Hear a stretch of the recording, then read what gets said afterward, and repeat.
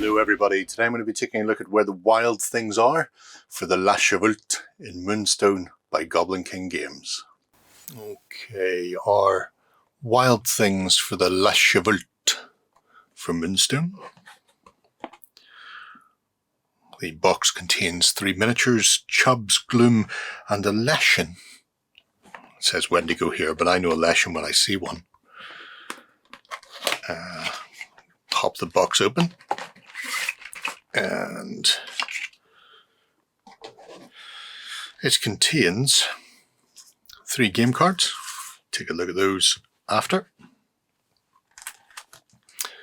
Our resin and our bases.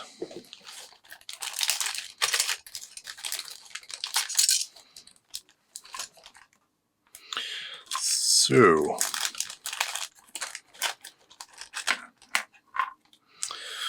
Gloom is a single piece figure. Chubs is 2-part. Interesting. 2 arms and the bow are all connected. And our Leshen is 3 pieces. Arms, legs, torso. Right. Let's get them all built up and see how they look when they're assembled. Okay, I'm back. And miniatures are all assembled. First one we see here is Gloom. I say assembled. He didn't have much assembling going on there. Sculpt is beautifully done as always. Casting is absolutely superb. Very minimal amount of flashing and no slippage or bubbles that I could see. If we bring his card in, you can see he is a faun wizard. Melee of 2, not great, but a range on it. So if he has to poke, he can poke from distance. Weakling and slow, not great. Gnarled staff.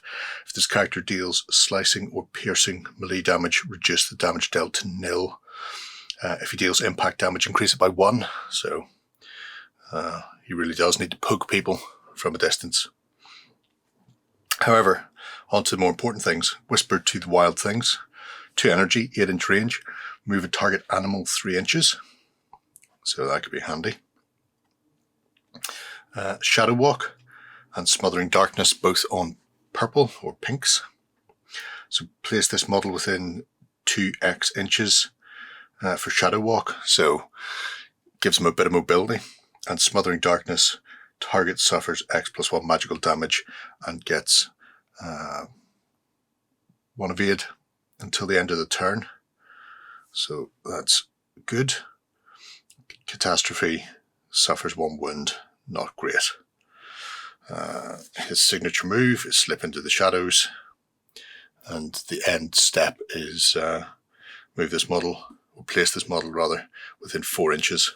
So no damage dealt, but he can get out of trouble when he needs to, which is what you want with a support character, not to be hit. Onto the Wendigo. Haven't popped him on his base yet. Let me see if I pop it around that way. He sort of leans over the front of the base. So I'll probably be using a textured base anyway, so I don't want to glue him down because it'll be inside it. Again, lovely looking model. Very simple build. Has that creepy Leshen look as it stalks forward. And as it stalks, it can do some fierce amount of damage. So no arcane, no evade. It has a melee of 4 though, so very beefy. Rending claws. If it deals melee damage, increase it by 1. Melee damage from this character counts as magical. So that will stop an awful lot of caster types and like who are immune to melee damage.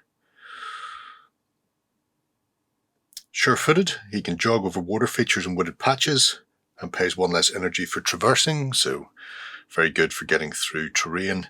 Quite terrifying.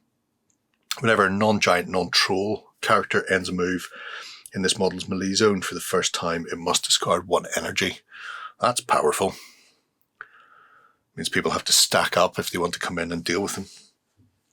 And mind control, quite possibly the best ability of all. He's quite a beater as it is, but you immediately take take action available to any model that would normally have an energy cost of 1. It's controlled by you even if the target is an enemy. They count as a friendly for the duration of this action. So for 3 energy, you can pull off a 1 energy move from anybody within 6 inches, friend or foe. You can imagine how damaging that can be. And then Insatiable Hunger, upgrade for rising attack. Again, magical damage. And in the end step, if the enemy character is slain and this character is not, then this character recovers all the wounds and energy. So polishing off people and then moving in is quite powerful. Last but by no means least, everybody's favourite faun, Chubs. Slight petting at the shoulder here. You may not even be able to see it, but I have to fill that shoulder anyway because that's the join for the arm. So once I've got a bit of putty on that, bit of melee put, it will disappear. Otherwise, again, gorgeous cast.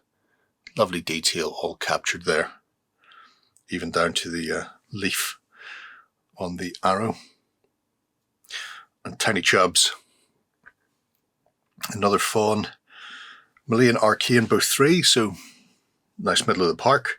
He is a weakling. Shame. However, for a 3 energy, a target faun or animal gains 2 energy, which is massively powerful with people like the Wendigo kicking around. Misdirection, he can move a target enemy model within 6 inches, 3 inches, so either pull them in close so the Wendigo can use their power, or push them away if they're getting a bit too close. He's got a range, so shoot bow for 3 energy, X+1 piercing damage, and healing. So target restores X+1 wounds. And on a catastrophe, he suffers 2. And like Cupid, little Chubs has got the love potion. You reduce the melee damage suffered by -1. Deal no damage to your opponent, but in the end step, a character you control and move the enemy 3 inches towards that character. So again, very good at repositioning people to make best use of other abilities. Okay, Chubs, no need to be so gloomy when you have a Wendigo, or is that a Leshen in your troop. Nice set of miniatures and really interesting set of tactics to use with them as well, expanding out the fauns for La Chevalte if you fancy going that way. It's always interesting to see what sort of builds you can put together from Moonstone because it is so flexible and open within the actual troop building. But let me know what you think. If you use them, are there any interesting tactics I should be looking out for? But until next time, bye-bye. Go ahead and check out our other content on screen now. And while you're at it, why not hit subscribe and remember to ding our dong. Go on, you know you want to click it. Go on.